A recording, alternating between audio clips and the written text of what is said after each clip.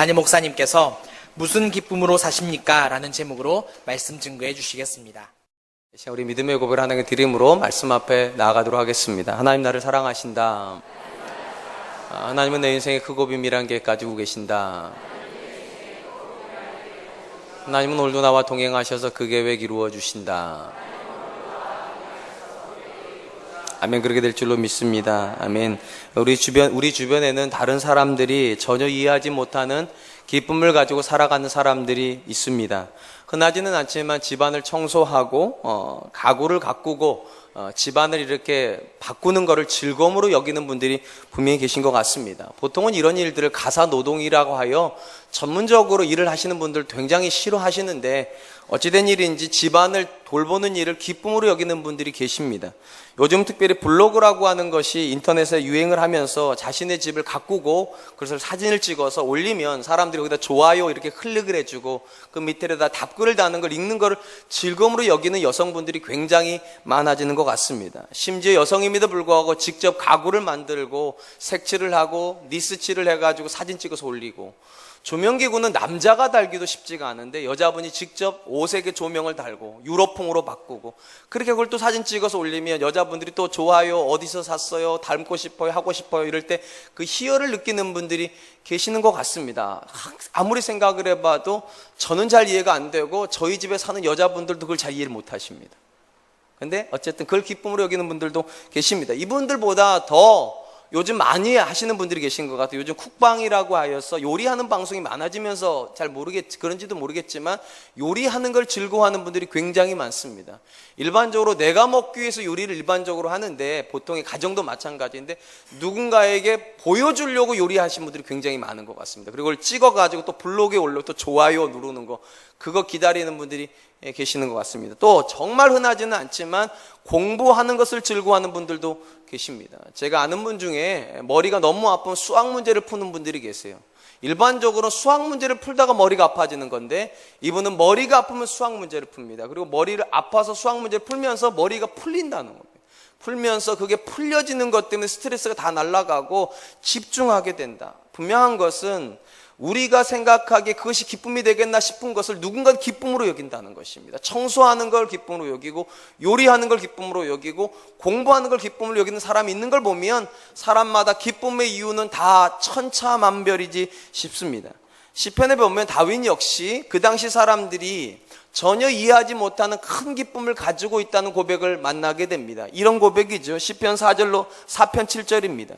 주께서 내 마음에 두신 기쁨은 그들의 곡식과 새 포도주가 풍성할 때보다 더하니이다. 다윗이 자기 안에 있는 기쁨과 세상 사람들이 가지는 기쁨을 비교를 하면서 세상 사람들이 일반적으로 가장 기뻐할 때가 곡식이 많고 포도주가 풍성할 때 기뻐하는데 자기의 기쁨은 그것보다 더하다고. 누구 때문에? 하나님 때문에. 이게 참 이해가 되지를 않습니다. 왜냐하면 이스라엘 역사는 전체로 놓고 보면 실패의 역사입니다. 뭐에 실패했는가? 그들은 예배에 실패했고 하나님의 말씀에 순종하는 일에 실패를 했습니다. 왜 실패했는가? 그것이 기쁘지 않기 때문입니다. 예배 드리는 것이 기쁘지 않고 하나님 말씀대로 사는 것이 부담스러우니까 그 일에 잘 헌신을 하지 않아요. 그래서 역사가 실패로 올라갔는데 놀랍게도 다윗은 그 당시 사람들이 다 힘들어하고 부담으로 여겼던 예배를 기뻐하고 하나님의 말씀으로 사는 것을 즐거움으로 여기면서 살았다는 것입니다. 이걸 잘 보여주는 것이 다윗의 성전에 대한 열망입니다. 여러분이 잘 아시는 대로 하나님께서 다윗에게 성전을 지으라고 말씀하신 적이 없어요. 근데 다윗 혼자서 열심히 생기는 거죠. 나는 이렇게 아름다운 궁전에 있는데 하나님은 저렇게 천막 가운데 계신다고. 내가 하나님을 위하여 아름다운 성전을 지어 드리리라. 거기 어디에도요 하나님께서 다윗에게 그렇게 하라고 하신 적이 없어요. 그런데도 예배에 대한 열정, 하나님을 향한 열정 때문에 누가 시키지도 않았는데 그걸 기쁨으로 하게 됩니다. 물론 우린 잘 알죠. 하나님께서 군인이기 때문에 피를 많이 흘린 다윗의 손에서는 성전을 받을 수 없다고 하여 그 아들에게서 성전을 받지만 궁극적으로 누구 때문에 성전이 지어진 건가? 다윗 때문입니다. 더 나아가서 다윗이 그의 인생에 타는 목마름이 있다는 표현도 씁니다. 이런 표현입니다. 시편 63편 1절입니다. 하나님이여 주는 나의 하나님이시라. 내가 간절히 주를 찾되 물이 없어 마르고 황폐한 땅에서 내 영혼이 주를 갈망하며 내 육체가 주를 앙모하나이다. 표현들이 참 적극적입니다. 앙모한다, 갈망한다, 간절히 찾는다. 쉽게 말을 하면 하나님 안에서 다윗이 느끼는 기쁨은 우리가 생각하는 것 그 이상이라는 것입니다. 마치 물이 없어서 목마름이 느껴지는 것 같이 그 영혼이 하나님 때문에 날마다 목마름을 느끼고 있다. 그렇기 때문에 그가 하는 말이 그런 것이죠. 그들이 느끼는 기쁨과 차원이 다른 큰 기쁨을 내가 누리고 있습니다. 사랑하는 성도 여러분, 성도가 된다는 것은 무슨 의미일까요? 우리가 신앙을 가졌다는 것은 어떤 의미를 가지고 있을까요? 한 가지 분명합니다. 세상 사람들이 느끼는 기쁨을 똑같이 느끼고 있는 건 신앙 아닐 겁니다. 그들이 기뻐하는 거 우리가 기뻐하고 그들이 슬퍼하는 거 우리도 슬퍼한다면 그건 신앙이 아니라 그건 삶이죠. 신앙은 이유가 달라야 되지 싶습니다. 그들이 기뻐하지 않는 거 우리가 기뻐하고 그들이 기뻐하는 거 우리가 기뻐하지 않을 때 그들은 우리 안에서 뭔가의 다름을 발견할 것이고 그것이 아마도 신앙의 힘이 될 거라 저는 믿습니다. 그런 관점에서 신앙이라고 하는 것은 다른 삶의 동력을 가지고 있는 것입니다. 다른 걸 기뻐하고 다른 걸 싫어하기 때문에 그들과 다른 삶을 살 수밖에 없는 것. 이 부분에서 우리에게 도전을 주는 사람은 사도 바울입니다. 바울이 예수님을 만나고 나서 그의 인생에서 가지게 되는 고백을 성경이 이렇게 기록을 합니다. 빌립보서 3장 7절로 9절 상반절입니다. 그러나 무엇이든지 내게 유익하던 것을 내가 그리스도를 위하여 다 해로 여길 뿐더러 또한 모든 것을 해로 여김은 내 주 그리스도 예수를 아는 지식이 가장 고상하기 때문이라. 내가 그를 위하여 모든 것을 잃어버리고 배설물로 여김은 그리스도를 얻고 그 안에서 발견되려 함이니. 사도 바울이 예수를 만나기 이전에 그에게 정말로 중요했던 건 배경이었습니다. 바리새인이라는 배경, 로마인이라고 하는 배경, 가말리알 문화에서 배웠다로 학식 있는 사람이라는 배경이 중요했는데 예수님 만나고 나니까 그 중요했던 것이 다 배설물이 돼버렸다고. 이전에는 기뻤던 것이 이제는 기쁨의 이유가 아니라는 것입니다. 그리고 이전에는 그가 가장 경멸했던 것이 예수님의 이름이었습니다. 예수 이름으로 말하는 사람들을 감옥에 집어넣었죠. 예수 이름을 증거하는 스데반을 죽이는 일에 증인된 일을 했는데 놀랍게도 예수님을 만나고 나니까 이전에 그가 그렇게 경멸했던 대상인 예수님이 가장 존귀한 분이 되어 그의 삶에서 예수님이 가장 높아지기를, 그리고 자기가 예수님 안에서 발견되는 것이 가장 큰 갈망이 되었다고. 그런 점에서 우리가 예수님 믿는다는 거, 예수 그리스도 안에서 거듭났다는 것의 가장 중요한 의미는 기쁨의 이유가 달라지는 거라 생각이 됩니다. 이전에 기뻐했던 것이 지금도 기쁨이 아니고 이전에 슬퍼했던 것이 지금도 슬픔이 안 되는 순간 우리는 아는 것이죠. 내가 새로워지고 있다는 사실을. 오늘 우리가 살펴보게 될 본문의 말씀도 그 당시 사람들과 전혀 다른 기쁨을 소유하고 있는 한 사람의 고백을 담고 있습니다. 보아스입니다. 여러분이 우리가 지난주에 살펴본 말씀을 기억하신다면 우선권을 가지고 있던 사람이 뭐라고 하였습니까? 내게 손해가 날까 하여 네가 하라고 그랬습니다. 그러니까 상식적으로 생각을 해보면 이 우선권자에게 손해가 나는 일이라면 이 보아스에게도 손해가 날 법한데 보아스는 그걸 손해라고 느끼지 않는다라고 말씀드렸어요. 왜냐하면 지난 시간 그렇게 말씀드렸어요. 가치관이 다르기 때문에. 그리고 이제 두 사람이 거래가 성사가 되었습니다. 우선권 가지고 있는 사람이 네가 하라고 하였고 보아스는 그 권리를 가지겠다고 썼는데 이제는 이 거래가 성사되었다는 것을 공인시키면 됩니다. 그 말씀이 오늘 본문의 말씀에 들어가 있습니다.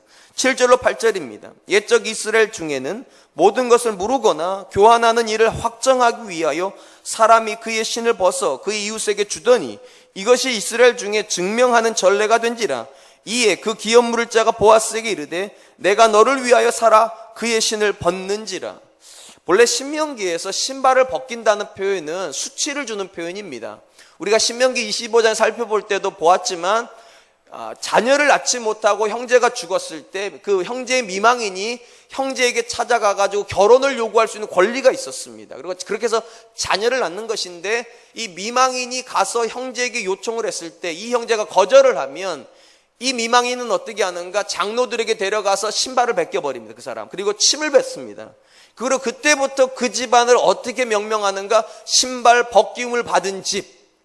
굉장한 모독입니다. 하나님의 말씀을 실행하지 않는 사람이라는 의미로 신발을 벗겼는데 이것이 점점 이제 약간 희석이 되면서 모욕의 개념이 없어지고 거래가 성사된 개념으로 사용이 됐다는 것이죠.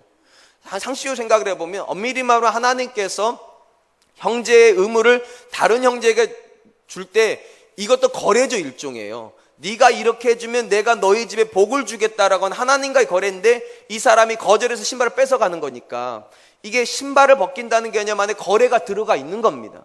그리고 당시에는 종이 문화가 아니기 때문에 종이가 흔하지 않아요. 그래서 어떤 걸 거래할 때 종이에다가 거래서를 써줄 수가 없으니까 신발로 거래를 삼았다는 겁니다. 이 신발을 가져오는 순간 거래가 성립된 문서가 역할을 한다는 것입니다. 어쨌든 간에 보아스가 그 사람의 신발을 벗겨서 받아들었습니다. 그리고 이 장로들 앞에서 마지막으로 이제 선언을 하는 것입니다. 내가 이 사람으로부터 권리를 받아오는 것이, 그게 오늘 본문의 내용입니다. 일단 분명한 것은 우선권을 가지고 있는 사람은 손해가 난다고 생각을 했는데 지금 보아스는 전혀 다른 생각을 하는 것이죠. 그렇기 때문에 우선권을 가지고 있는 사람이 뭐라고 말하는가? 네가 너를 위해서 살아고. 마치 이런 뉘앙스예요. 나한테는 손해가 나지만 너한테는 이득이 된다고 하니 네가 살아고. 물론 이 우선권을 가지고 있는 사람이 이렇게 말한 이유가 있습니다. 보아스가 그게 이렇게 말했거든요. 네가 우선이고 다음은 나밖에 없다고. 네가 물으면 물으려니와 물으지 않으면 내가 물어야 된다고. 그렇게 말했기 때문에 내가 안 물을 거니까 네가 물은다 했으니 네가 물어라. 이렇게 말하는 것으로 볼 수도 있습니다. 그런데 이 본문에서는 뉘앙스가 그런 것 같지가 않습니다. 마치 이런 뉘앙스인 것 같아요. 우선권자는 지혜로운 사람이고 이 보아스는 어리석은 사람이라 지혜로운 사람은 빨리 계산이 돼서 피했는데 이 보아스는 계산이 안 돼가지고 착각을 해가지고 손해를 보려고 하는 것 같은 느낌입니다. 사랑하는 성도 여러분, 분명한 것은 이것입니다. 이 본문에 나오는 우선권을 가지고 있는 사람과 보아스는 생각이 다르다는 것입니다. 왜 생각이 다른가? 간단히 말씀드리면 기쁨의 이유가 다르기 때문입니다. 기업 물을 사람은 자기가 기쁨의 이유입니다. 내가 잘 되면 기쁘는 것이고 내가 잘못되면 기쁘지 않은 거예요. 상대적으로 보아스는 어떤 기쁨을 가지고 있는가? 상대방이 기뻐하는 거, 하나님이 기뻐하는 거, 그것이 삶의 가장 중요한 이유인 것 같습니다. 그렇다면 궁금한 건 이것입니다. 왜 이것이 보아스에게 기쁨일까요? 도대체 보아스는 왜 이 일을 하려고 하는 것일까요? 제 생각이 이런 것 같습니다. 보아스는 이렇게 생각하는 것 같아요. 그 사람이 안 하면 누군가는 그걸 해야 된다는 거죠. 누군가는. 아까 제가 말씀드렸던 내용을 다시 한번 들어보세요. 룻기 4장 4절 하반절입니다. 만일 내가 물으려면 물으려니와 만일 내가 물으지 아니하려거든 내게 구하여 알게 하라. 내 담은 나요 그 위에는 물을 자가 없느니라 하니 그가 이르되 내가 물으지 아니하리라. 지금 보아스는 뭐라고 말하는가? 이 형제의 땅을 사주는 건 하나님께서 레위기 25장에서 이미 주신 말씀이라는 것입니다. 그리고 이 말씀은 이루어져야지 하나님 기뻐하실 터인데 네가 이루면 다행이라는 거예요. 근데 네가 안 이루면 나밖에 없다는 거예요. 누군가는 해야 된다면, 그리고 네가 그걸 못하겠다면 내가 이걸 하겠다고. 저는 이런 거를 거룩한 부담이라는 말로 요약을 하고 싶습니다. 어떤 일은요 그냥 부담스럽기만 한 일들이 있습니다. 근데 어떤 일들은 그것이 되어야 되는 거룩한 부담을 느낄 때가 있어요. 제가 우리 아이들 데리고 쇼핑을 하면 우리 둘째 녀석은 좀 눈치가 빠릅니다. 이래요. 아빠는 왜 안 사? 우리 첫째 녀석은 지 거 사느라 바쁜데 우리 둘째는 아빠가 자기 걸 안 산다는 걸 아는 거예요. 그럼 물어봐요. 아빠가 안 사니까 부담스럽다고. 자기가 아빠도 좀 샀으면 좋겠다고. 그래야 내가 사는 게 안 불편할 것 같다고. 제가 왜 안 살까요? 거룩한 부담입니다. 제가 안 사야 둘째가 살 게 나오지 않겠어요? 제가 안 사야 우리 큰아이가 더 살 게 나오지 않겠어요? 그게 저는 부모가 느끼는 거룩한 부담이라고 생각합니다. 누군가는 덜 먹어야 되죠. 누군가는 덜 입어야죠. 누군가는 덜 써야죠. 그럼 누군가가 뭔가를 해줘야지만 누군가가 뭔가를 누릴 수 있는 거. 이 보아스가 느끼는 게 그런 것 같아요. 이 땅에서 하나님의 말씀은 이루어져야 되는데 누군가가 손해를 봐야 된다는 겁니다. 누군가가. 네가 안 하겠다면 내가 그 일을 해야 되지 않겠냐고. 하나님의 말씀인데. 우리 주변에요 어떤 일을 할 때 기쁨을 하는 일도 있고요, 그것이 기쁨은 아니지만 그것 때문에 느끼는 부담이 있어서, 거룩한 부담이 있어서 하는 일들이 있습니다. 예를 들면 여러분 집에서 살림하는 것도 힘드시죠? 그래서 주일날이 되면 바깥에서 외식도 하고 싶으시죠? 저 충분히 이해합니다. 근데 집에서 살림하는 것도 힘들어 죽겠는데 교회에서 식당에 들어가는 분들이 계세요. 왜 들어갈까요 도대체? 우리 식당은 아시는지 모르겠지만 냉난방이 안 됩니다. 여름엔 굉장히 덥습니다. 왜 들어가는 걸까요? 누군가는 들어가야 하기 때문이죠. 여러분 밑반찬 하는 거 어떠세요? 여러분 자녀들을 위해서 또 식구들을 위해서 여러분 식구들이 먹는 밑반찬도 때로는 하기 싫으시죠. 근데 2주에 한 번씩 우리 권사님들 집사님이 나와가지고 아무 연고도 없는 사람들에게 밑반찬 만들어주는 거 아세요? 그거 왜 하는 걸까요? 물론 즐거워 사실 것 같다는 생각은 들어요. 근데 누군가는 해야 하기 때문에. 여러분 자녀 키우는 거 어떠세요? 자식 한 3명쯤 되시는 분 계십니까? 힘드시죠? 내 자식 키우는 것도 그렇게 힘듭니다. 근데 주일학교에서 자식을 6명씩 키우는 분들이 계십니다. 왜 하는 걸까요, 그거요? 누군가는 해야 되기 때문이겠죠. 여름에 이 떼약볕에 그늘에 들어와 있어도 더워 죽겠는데 우리 주차 안내 하시는 분들은 떼약볕에서 이거 하십니다. 겨울에는 호호 손 불어가면서 추위 속에서 그걸 합니다. 왜 하실까요? 가끔 생각해봐요. 저걸 왜 하실까? 누군가는 해야 되기 때문에. 사랑하는 성도 여러분, 어떤 공동체가 건강한 공동체일까요? 누군가는 해야 되는 일을 누군가가 할 거라고 미뤄놓는 사람이 많은 공동체가 건강할까? 아니면 누군가는 해야 되기 때문에 내가 하겠다고 나서는 사람이 많은 공동체가 건강한 공동체일까요? 누군가가 해야 되는 일이 눈에 보여서 그 일에 헌신하고 있는 사람이 많은 공동체가 건강한 공동체일 겁니다. 부모는 자녀를 생각을 하고 자녀는 부모를 생각하며 남편은 아내를 생각하고 아내는 남편을 생각해서 내가 안 하면 내 남편이 해야 되는데 내가 해야지. 내가 안 하면 내 아내가 해야 되는데 내가 해야지. 내가 안 하면 우리 아빠가 해야 되는데 내가 해야지. 그 공동체가 건강한 공동체 아니겠습니까? 오늘 본문에서 보아스가 보여주는 모습이 그거예요. 분명히 손해가 나는 게 뻔합니다. 그 땅 사고 룻이랑 결혼해봐야 내 자녀 안 되는 거 뻔한데도 그 일을 왜 하려고 하는가? 거룩한 부담이에요.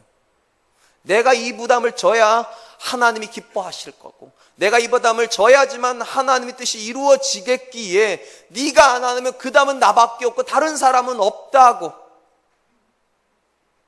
이 자리에 앉아있는 우리 사랑하는 성도님들도 이 거룩한 부담 하나씩은 다 가질 수 있었으면 좋겠어요. 교회 안에서 여러분들이 부담 없이 신앙생활 하는 게 좋은 게 아닙니다. 부담을 가지는 게 좋은 거예요. 큰 부담이든 작은 부담이든 이 공동체가 여러분의 공동체가 맞다면, 그리고 이 공동체를 통하여서 하나님이 일하시는 걸 기뻐하신다고 믿으신다면 부담 없는 신앙생활 하려고 하지 마시고 부담을 가지십시오. 이 보아스처럼.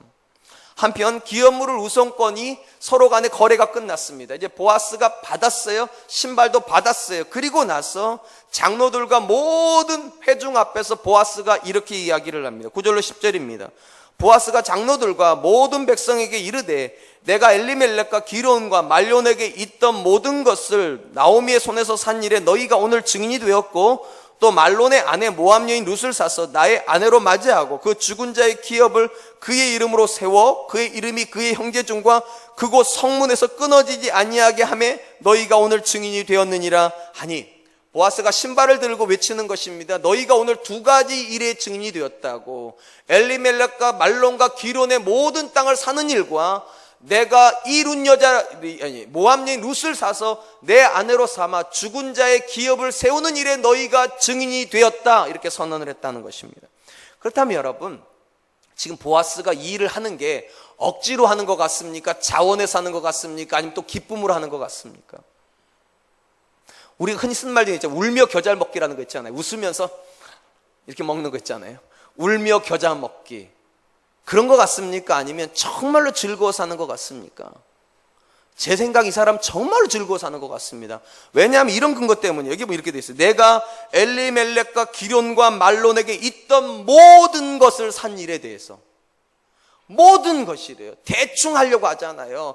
대충 눈 가리고 아웅식으로 어느 정도만 사가지고 넘겨주려고 하는 것이 아니라 모든 것을 사주겠다고. 우리가 딱 보면 알잖아요. 그게 진심인지 안 진심인지. 가끔 이제 제 아내가 저한테, 진짜 가끔입니다, 제가 이런 설교할 때마다 부담스러운 게 제가 매일 이러는 줄 아시고 집에 가서 남편들 막 긁으시는 분들이 계시는데 아니에요. 1년에 한두 번 하는 거예요. 그러니까 가끔 제 아내가 저한테 설거지를 부탁할 때가 있습니다. 근데 이게 사회 말로 좀 아다리가 잘 맞아서 내가 막 자원하고 싶을 때 가면 괜찮아요. 근데 저도 마음이 막 힘들어 죽겠고 몸이 힘들어 죽겠는데 설거지를 부탁할 때 이제 몸이 아주 아플 때입니다. 저보고 설거지 좀 해달라고 그래요. 그럼 저도 가가지고 마음 별로 이렇게 하고 싶지 않으니까 어떻게 하나 설거지 해요.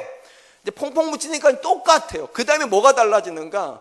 무슨 물로 헹궈내는 게 달라집니다. 이게 뽀또딱 소리 날 때까지 헹궈야 되는데 마음이 없으니까 대충 헹궈요. 대충. 그리고 딱 올려놓으면 제 아내가 이제 몸이 괜찮아 나가지고 이렇게 만져보나 봐요.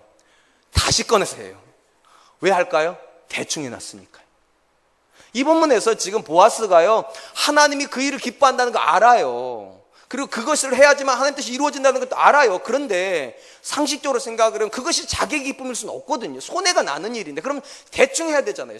나쁘게 말하면. 좀 대충 할 법도 한데, 놀라운 것은 이 보아스 마음속에 대충이 없습니다. 모든 것을 사겠다고. 심지어 어디까지 갑니까? 내가 이 룻을 사가지고 자녀를 낳을 건데 내 자녀가 아니고 그 기업물을 자의 자녀가 될 거라고. 저는 이런 이야기를 읽을 때마다 마음이 참 부끄럽습니다. 우리는 내게 기쁨이 되는 일은 진심으로 하잖아요. 근데 그것이 내게 손해가 되는 일에 대해서 진심으로 하는 사람은 흔하지가 않습니다. 그것도 막대한 손해가 끼쳐지는데 진심으로 하는 사람은 정말로 흔하지 않습니다. 근데 오늘 본문의 보아스는 정말로 진심으로 합니다. 근데 진짜 궁금한 건 이겁니다. 왜 이것이 이렇게 기쁠까요? 보아스는요. 우리가 이 부분을 이해하려면 보아스가 룻을 처음 만났을 때 그가 했던 말을 또 한번 생각해 볼 필요가 있습니다. 여기에 근거가 있어요. 룻기 2장 12절입니다. 여호와께서 내가 행한 일에 보답하시기를 원하며 이스라엘 하나님 여호와께서 그의 날개 아래 보호받으러 온 내게 온전한 상 주시기를 원하노라 하는지라. 이 본문은 보아스가 룻을 딱 만나고 룻이 시어머니를 위하여서 그 밭에 와가지고 곡식을 줍고 있다는 사실을 다 알고 있었기 때문에 그녀의 행동이 너무 사랑스럽고 하나님이 반드시 이 딸에게는 복을 주실 거라는 확신이 있었던 겁니다. 그래서 보아스가 축복하는 거죠. 여호와의 날개 아래 보호를 받으러 온 너에게 하나님이 복 주시기를 원한다고. 여러분, 이 마음을 이렇게 이해할 수도 있어요. 사실 이스라엘 문화 자체가 축복의 문화거든요. 하나님의 이름으로 축복해. 하나님이 너에게 복 주시기를. 이게 이스라엘 문화입니다. 그러면 룻이 입장에서는 지금 저 사람이 인사치레 하는구나. 다른 사람들도 다 따뜻하게 해라, 복 받아라, 잘 될 거라고 말하는 것처럼 저 사람도 그냥 인사치레 하는구나, 이렇게 생각할 수도 있는데, 놀라운 것은 보아스의 축복은 인사치레가 아니라는 것입니다. 축복하고 나서 보아스가 그 축복이 이루어지도록 쓰임받습니다. 어떻게 합니까? 다른 밭에 갈 필요 없다고, 내 밭에 계속 오라고. 심지어 뭐라고 말하면 보리밭이 끝나면 밀밭으로 오라고. 또 뭐라고 말합니까? 배가 고프면 와서 먹으라고, 목마르면 와서 마시라고. 또 어떻게 합니까? 밭도 옮겨주잖아요. 빈 밭에서 일하지 말고 곡식단 사이에서 일을 하고, 또 종들에게 뭐라고 시킵니까? 보리를 뜯어서 버리라고까지 철저하게 합니다. 완벽하게 합니다. 뭐 하려고 하는 겁니까? 자기가 축복한 그 기도가 그에게 이루어지도록 헌신하는 것이. 그러니까 이 보아스 안에는 어떤 기쁨이 있는가? 하나님이 분명히 이 룻을 축복하기를 원하신다는 거 알아요. 그러니까 기도하는 거잖아요. 축복 기도를 하는 거잖아요. 그리고 기도를 했으니까 헌신해야 된다는 거예요. 하나님이 그 일을 기뻐하신다고 믿으니까 거기 안에 기쁨이 있는 것 같아요. 사랑하는 성도 여러분, 우리에게는 이 보아스가 누리는 기쁨이 있습니까? 분명한 것은 보아스는요, 룻이 복을 받아야 되는 것이 하나님 뜻이라는 걸 믿고 있습니다. 그러니까 축복의 기도를 했어요. 더 위대한 건 이것입니다. 기도를 한 게 위대한 것이 아니라 자기가 한 그 기도에 자기가 헌신을 한다는 겁니다. 사랑하는 성도, 한 번만 생각해 보세요. 우리가 어떤 제목으로 기도합니까? 성경적인 기도의 원리가 뭡니까? 내가 기뻐하는 걸 기도하는 겁니까? 하나님이 그 일을 기뻐하신다고 믿는 제목을 기도하는 겁니까? 찔려서 대답을 못 하시겠습니까? 성경이 말하는 기도는요, 하나님이 그 일을 기뻐하신다고 믿는 제목을 가지고 기도하는 겁니다. 내가 기뻐하는 걸 기도하는 게 아니에요. 하나님이 그 일이 일어나기를 기뻐하신다고 믿는 제목을 가지고 하나님, 이 일이 일어나도록 하나님 일하여 주십시오, 이렇게 기도하는 거예요. 상식적으로 하나님이 그 일을 기뻐하신다고 믿어서 내가 그렇게 기도를 했다면 내가 그 일에 헌신해야 됩니까? 안 해야 됩니까? 오늘은 컨디션들이 안 좋으신가 봐요. 대답을 아예 안 하시려고 그러시네. 다시 물어볼게요. 하나님이 여러분들 안에 그 일이 보이게 하셨어요. 하나님 기뻐하는 일을 보이게 하셨고 그 일을 가지고 여러분에게 기도할 마음을 주셨어요. 내가 그 일을 기도해요. 그러면 여러분들이 그 일에 헌신해야 됩니까? 안 해야 됩니까? 해야 되죠. 그게 정상이에요. 왜냐하면 기도라고 하는 것 자체가 내 기쁨을 위해 사는 게 아니라 하나님의 기쁨을 위해 사는 것이고, 그리고 내가 그 제목으로 기도했는데 내가 헌신하지 않는다면 이거는 이율배반이에요. 오늘 본문에 보아스가 하는 일이 무엇입니까? 하나님이 룻을 축복하는 걸 기뻐한다고 믿어요. 그러니까 자기 입술을 축복을 해요. 축복하는 걸 멈추지 않고 그 일에 자기가 쓰임받는 기쁨을 누린다고요. 한마디로 말하면 보아스가 하나님의 손이 되어주고 있는 것이고, 보아스가 하나님의 발이 되어주고 있는 것이고, 보아스가 하나님의 입술이 되어주고 있는 것이죠. 그러므로 우리가 누군가를 정말로 축복하면서 기도한다는 말은 기도하는 것으로 끝나지 않는다는 말입니다. 내가 그를 사랑해서 축복하였다면 내가 그에게 하나님의 손이 돼야죠. 내가 그에게 발이 돼야죠. 내가 그에게 하나님의 입술이 돼야죠. 그것이 진짜 축복이고 그것이 진짜 기도이죠. 그리고 그것이 기쁨이어야죠. 저는 이 자리에 앉아있는 모든 분들이 사랑과 은혜교회를 사랑하시고 사랑과 은혜교회를 위해서 기도하는 분들이라고 믿습니다. 이건 아멘 하세요. 사랑하는 성도 여러분, 아멘 하셨습니까? 부담을 가지십시오. 여러분들이 기도하고 있다는 말은 여러분들이 헌신할 준비가 되어 있다는 말입니다. 하나님, 내 눈에 사랑과 은혜교회 이런 연약한 부분이 보여서 하나님 내가 기도하였사오니 하나님 나를 좀 써주십시오.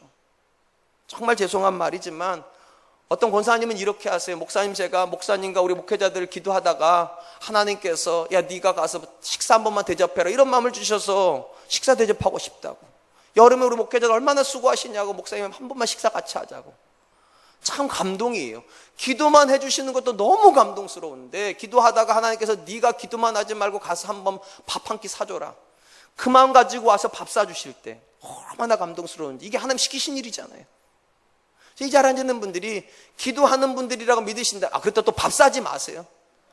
밥 먹는 것도 굉장히 힘들어요. 밥은 안 사도 상관없어요. 기도하셨다면 찾으세요. 하나님께서 나를 통해서 무슨 일을 하시려고 나한테 이런 기도를 시키시는가. 여러분, 기도의 본질이 무엇입니까? 하나님, 내가 여기 있사오니 나를 사용하십시오. 이게 기도지. 하나님, 기도는 내가 했사오니 장로님 쓰십시오. 이건 기도 아니에요. 하나님께서 내 안에 자원하는 마음을 주셨고 내 안에 그것이 보이게 하셨다는 말은 내가 그 일을 할 사람이라고 지목하신 거예요. 기도를 시작을 하셨다면 그 일에 헌신할 준비도 하십시오. 그리고 그것이 정말로 자연스럽게 되면 여러분의 기쁨이 생길 거예요. 이 일을 하는 게 정말로 기쁘다. 하나님께 기도하는 일에 내가 헌신하고 있는 게 이렇게 기쁠 수 있나. 이 본문에 나오는 보아스는 그 기쁨을 가지고 있는 것 같아요. 자기가 하나님의 이름으로 한 그 축복에 자기가 쓰임받아서 룻이 건강한 사람으로 건강한 가정을 이루어가는 모습을 보는 것이 너무 기쁘니까 이 우선권자 가지고 있는 사람은 손해날까 봐 하지 않는 그 일을 자원하여서, 그것도 대충이 아니라 마음을 담아서 모든 것을 사고 심지어 자녀를 낳게까지 하겠다고. 저는 바라기는 이 자리에 계신 분들이 하나님이 하시고자 하는 일에 기도하는 분들도 되셨으면 좋겠고, 기도하셨다면 하나님 앞에 작정도 하셨으면 좋겠어요. 하나님, 내가 이제 기도가 시작이 되었사오니 하나님 내게 능력을 부으셔서 하나님이 기뻐하는 그 일도 감당하는 사람 되게 해주십시오. 거룩한 부담과 상관없이 사는 것이 아니라 거룩한 부담을 지면서 신앙생활하는 사람 되게 해주십시오.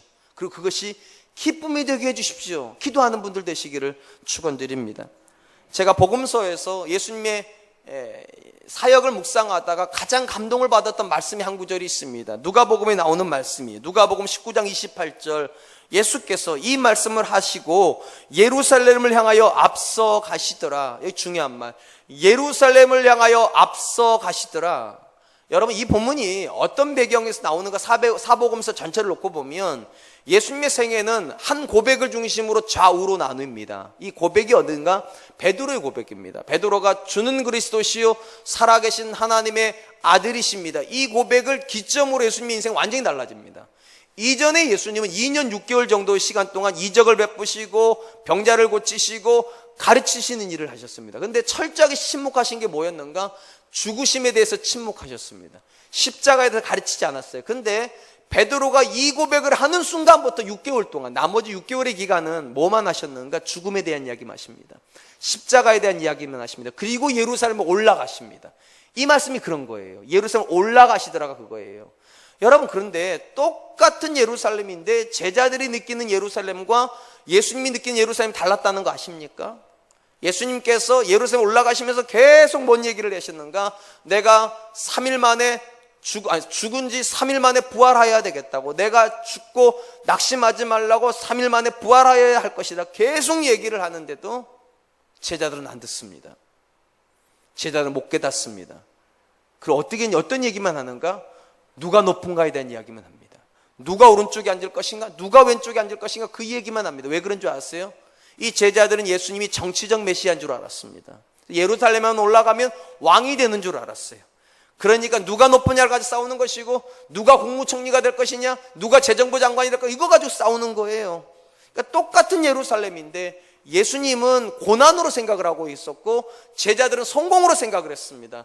예수님은 수치라고 생각을 했는데 제자들은 권력이라고 생각을 했어요. 누가 기쁠까? 올라가는 게요. 누가 기쁠 것 같습니까? 예수님이 기쁠 것 같습니까? 제자들이 기쁠 것 같습니까? 상식적으로 당연히 제자들이 기쁘죠. 한시라도 빨리 가고 싶겠죠. 제가 우리 아이들이랑 어릴 때 데리고 다니면 애들이 뒤에서 막 질질 끌려올 때가 있습니다. 언제 질질 끌려오는가? 교회 갈 때, 가기 싫은데 아빠 때문에 따라가야 된다 할 때, 학교 갈 때 질질 끌려다니는 거예요. 근데 질질 끌려다니지 않을 때가 있어요. 막 지들이 막 뛰어다닐 때가 있어요. 언제인 줄 아십니까? 놀이동산에 갈 때, 문구점 갈 때, 마트 갈 때 막 지들이 막 뛰어갑니다. 지들이 원하는 걸 할 때는 애들도 알아요. 막 질고 앞서 뛰어갑니다. 근데 여러분, 이 부분을 잘 들어보세요. 예수님에게 예루살렘은 고난이고요, 제자들의 예루살렘은 권력입니다. 상식적으로 생각을 해봐도 누가 즐거움으로 올라가야 되는가? 제자들이 즐거움으로 앞서가야 되는데, 제가 읽어드린 말씀 잘 들어보세요. 예루살렘을 향하여 앞서가시더라. 누가요? 예수님이요. 예수님이 앞서가신답니다. 왜 이러는 거죠? 제자들은 오해하고 있는데 예수님은 제대로 알고 계세요. 가면 십자가 기다리고 있고 죽는다는 걸 아는데도 예수님은 앞서가세요. 심지어 그 예수님께서 십자가 앞에도 기도도 하세요. 제자들은 기도도 안 하는데. 왜 그러는 걸까요, 도대체요? 예수님 안에 제자들이 알지 못한 기쁨이 있었기 때문입니다. 하나님의 말씀이 이루어지는 기쁨이요. 성경에 보니까 예수님께서 하셨던 모든 행동의 근거가 이렇게 기록이 되어 있습니다. 마태복음 21장 4절, 이는 선지자를 통하여 하신 말씀을 이루려 하심이라. 예수님께서 왜 예루살렘에 올라가시는가? 왜 십자가에 죽으시는가? 왜 자기를 찌르는 자들을 용서하시는가? 이루려 하심이라. 예수님 안에는요, 하나님의 말씀이 있다는 것은 이루어지는 것에 대한 기쁨이 있다는 거죠. 그래서 마지막에, 십자가에서 마지막에 뭐라고 해주십니까? 다 이루었다. 그게 예수님의 기쁨이에요. 그런 관점에서 놓고 보면 예수님의 기쁨이나 보아스의 기쁨이나 차이가 없습니다. 보아스가 지금 하려고 하는 일이 무엇입니까? 하나님이 기뻐하는 그 일을 보아스는 기도를 했고, 그 일이 이루어지는 일에 자기가 쓰임받는 기쁨을 소유하고 있어요. 예수님도 마찬가지예요. 하나님이 이 땅에 보내실 때 그냥 보내시지 않으셨다는 것이죠. 십자가를 염두에 두고 보내셨고, 그것이 이루어지는 것이 하나님의 기쁨이라면 그게 예수님의 기쁨이래요. 앞서 가시더라. 사랑하는 성도 여러분, 여러분들에게는 어떤 기쁨이 있습니까? 여러분들이 기도하고 있는 그 일에 헌신하는 기쁨이 있습니까? 여러분들이 하나님의 말씀을 읽다가 깨닫는 그 말씀이 내 삶에서 이루어지는 것에 대한 기쁨이 있습니까? 자녀들이 말씀 안에서 자라는 기쁨이 있습니까? 여러분의 가정이 말씀 안에서 사랑 가운데서 서로를 축복하는 기쁨이 있습니까? 사랑과 은혜교회가 말씀과 기도에 전념하는 교회로 성장해가는 일에 여러분이 쓰임받는 것에 대한 기쁨이 있습니까? 개인적으로 지난 금요일은 정말로 행복했습니다. 제가요. 왜냐하면 지난 금요일 날 우리 교육부서 전체가 다 수련회를 가버렸어요. 그러니까 선생님들도 다 수련회 가버렸고, 사역자들도 다 수련회 가버렸고, 그래서 저는 여기가 텅텅 빌 줄 알았어요. 그래서 굉장히 고민을 했어요. 왜냐하면 텅텅 비고 기도하면 텅텅 비어요, 마음이요. 나쁜 말, 기도빨이 안 서요. 굉장히 걱정하러 갔는데 굉장히 많이 오셨어요. 아마 걱정스러우셔서 오셨나 봐요. 담임 목사가 힘 빠질까 봐 나라도 가서 그 자리 채워줘야지. 그래서 굉장히 보람을 느꼈어요. 제가 우리 교회가 정말 제대로 가는구나. 거룩한 부담을 가지고 그 자리에 앉아 있으려고, 누군가가 앉아 있지 못한 그 자리에 나라도 가서 기도해야 되겠다고 그런 분들이 와주셔서 지난 금요일은 저한테는 너무 좋았어요. 정말로. 사랑하는 성도 여러분, 어떤 기쁨이 있으세요? 내가 원하는 곳 가는 기쁨이십니까? 그것도 나쁜 건 아니에요. 근데 여러분들한테 이런 기쁨이 있으면 어떨까요? 하나님이 기뻐하는 곳에 내가 있다는 그 기쁨이요. 하나님이 원하시는 일을 내가 하고 있다는 이 기쁨이요. 하나님께서 나한테 기도시킨 그 일을 내가 오늘 하고 있다는 그 기쁨이 나한테 있다면 얼마나 좋을까요? 오늘 본문이 그래요.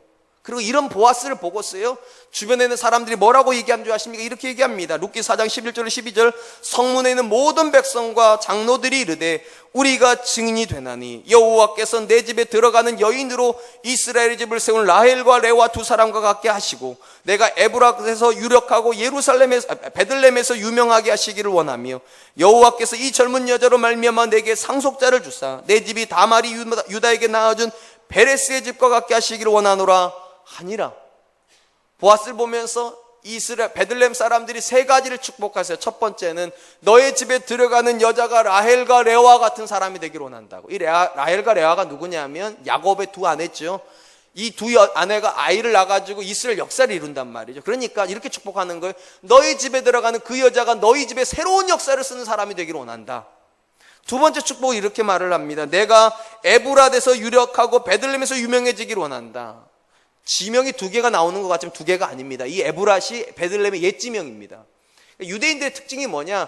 두 번 말을 하면 강조를 하는 겁니다. 그러니까 네가 그냥 유명해지는 것이 아니라 이 베들레헴에서 어떤 사람도 너를 모르는 사람이 없을 만큼 하나님께서 너에게 축복하시기 원한다. 이게 두 번째 축복이에요. 세 번째 축복은 무엇인가? 너의 집에 들어가는 여자가 유다가 다말을 통해서 낳은 베레스와 같은 자녀를 낳아주는 여자가 되기를 원한다. 이거 참 낯선 표현입니다. 여러분 잘 아시다시피 유다하고 다말의 관계가 어떤 관계입니까? 시아버지와 며느리 관계입니다. 좋은 관계지요? 추천할 만한 관계지요? 아니에요. 근데 이게 여기 나왔어요. 왜 나왔을까? 이유는 간단해요. 다말하고 이 시아버지가 자녀를 낳을 수 있는 근거가 뭐였는가? 그게 계대 결혼입니다. 오늘 본문에서 보아스하고 룻이 결혼할 수 있었던 근거도 계대 결혼이고요. 그러니까 계대 결혼에서 이 두 사람이 만난 것도 공통점이고 또 하나의 공통점이 있어요. 이 다말이 며느리죠. 당연히 다말이 나이가 어리고 시아버지는 나이가 많아요. 상식적으로 이렇게 나이 차이가 많이 나는 커플이 자녀를 낳을 확률이 있습니까? 없습니까? 별로 없죠. 근데 낳았단 말이에요. 이 본문에 나오는 보아스하고 룻도 나이 차이가 많이 납니다. 그래서 여기 나오죠. 젊은 여자란 표현이 나오잖아요. 나이 차이가 많이 나니까 상식적으로는 아이를 못 낳을 게 분명해요. 근데 뭐라고 축복하는가? 네가 하나님 때문에 그 일을 했기 때문에 하나님께서 다말에게서 아이를 출산하게 하신 것처럼 저 젊은 여자를 통하여서도 하나님이 자녀를 주실 거라고. 불가능해 보이는 일이지만 하나님이 그렇게 해 주실 거라고. 여러분 이게 얼마나 놀라운 줄 아세요? 잘 들어보세요. 다 끝났어요. 보아스는요 룻을 축복했어요. 그랬더니요 백성이 보아스를 축복해요. 무슨 말인가 하면 백성들 보면 안다는 거죠. 보아스가 왜 저 일을 하는지. 분명히 손해가 나는 일인데 누구도 기뻐하지 않는데 왜 저 일을 하는가? 거룩한 부담. 하나님의 말씀이 이루어지게 하려고. 그것도 억지로가 아니라 정말로 기뻐서 그 일을 하는 걸 보고 백성들이 축복하는 거예요. 하나님이 너에게 진짜 복을 주시기를, 저 여자를 통해서 새로운 역사를 써주시고 너의 가문에 손해가 나는 것이 아니라 베들레헴에서 가장 유력한 집이 되고 너희 집안에 태를 잇는 자녀를 주시기를. 사랑하는 성도 여러분, 여러분들의 삶을 보면서 누군가가 이렇게 기도합니까? 하나님 저런 사람 우리 교회 있는 거 너무 좋습니다. 하나님 저 사람 꼭 복받아야 됩니다.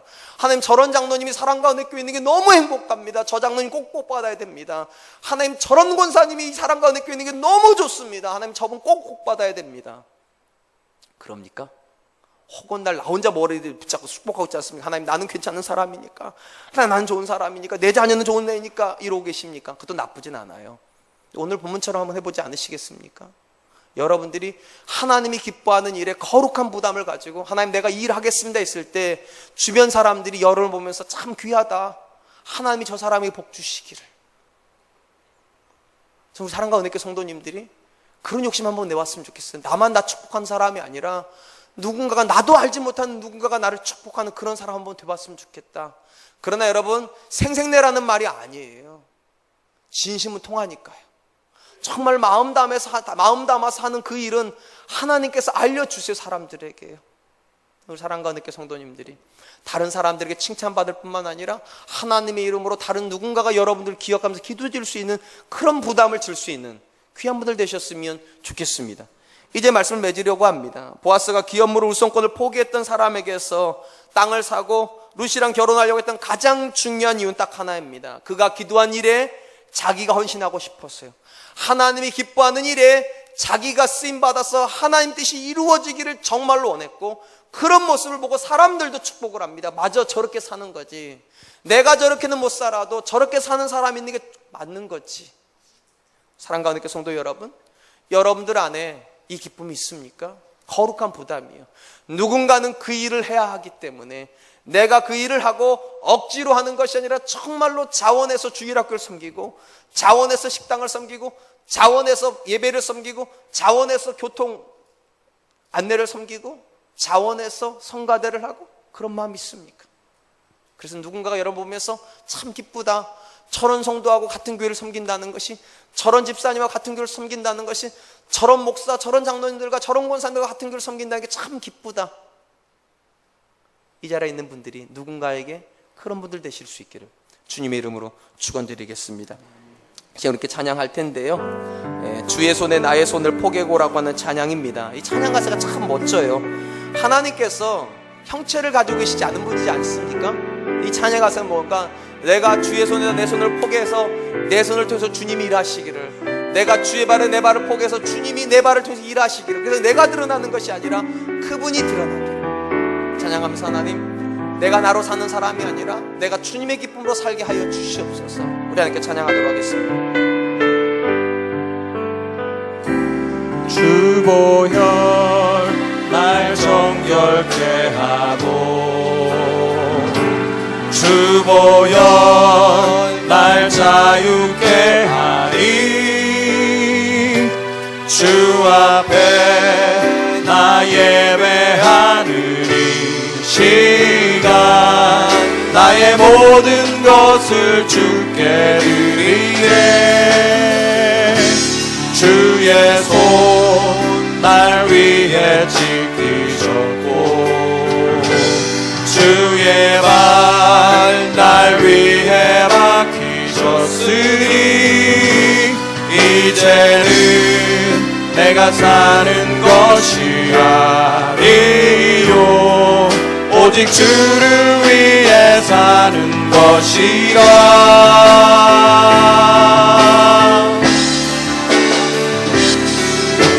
주의 손에 나의 손을 포개고, 또 주의 발에 나의 발을 포개어, 나 주와 함께 죽고 또 주와 함께 살리라. 영원토록 주 위에 살리라. 주의 손에 나의 손을 포개고, 또 주의 발에 나의 발을 포개어, 나 주와 함께 죽고 또 주와 함께 살리라. 영원토록 주 위에 살리라. 주 위에 살리라. 사랑하는 성도 여러분, 여러분에겐 어떤 기쁨이 있습니까? 내가 잘 되고 내 뜻이 이루어지고 사람들이 나를 알아주는 그 기쁨입니까? 아니면 주님이 기뻐하는 일을 내가 기뻐하고 그 일에 내가 헌신하고 있는 그것이 여러분에게 기쁨이 되십니까? 이 시간 하나님 앞에 기도할 때 보아스를 한 번만 묵상해 봤으면 좋겠습니다. 그는 확실히 다른 기쁨을 소유하고 있는 사람입니다. 그리고 그가 하나님의 일에 헌신할 때 주변에 있는 사람들이 압니다. 저런 사람이 있어야지만 이스라엘 땅에 영적인 부흥이 온다는 것을, 저런 사람의 가문이 잘 돼야지만 하나님 뜻이 이루어진다는 것을. 그래서 그를 축복합니다. 혹시 나는 나만을 축복하고 있지는 않습니까? 내가 하나님의 일을 축복하고 있기 때문에 하나님이 다른 사람을 통해 나를 축복하길 기대하신다면 이 시간 기도했으면 좋겠습니다. 하나님, 내 안에 다른 기쁨을 주시고 거룩한 부담을 가지고 하나님이 기뻐하는 일에 나도 헌신하는 사람 되게 하여 주시옵소서. 나도 쓰임받게 하여 주시옵소서. 우리 같이 한번 기도하겠습니다. 기도합니다.